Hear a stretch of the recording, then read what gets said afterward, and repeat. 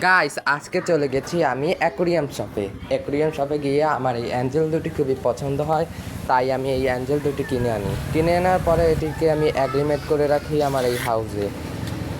অ্যাগ্রিমেট করার কিছুক্ষণ পর আমি এগুলোকে এখন ছেড়ে দেব।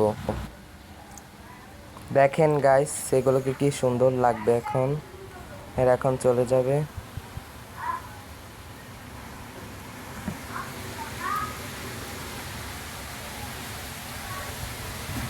আমার হাউসে আরেকটি ফাইটার মাছ ছিল, এই দেখেন গাইস, এখানে ও আমাকে দেখেই উপরে চলে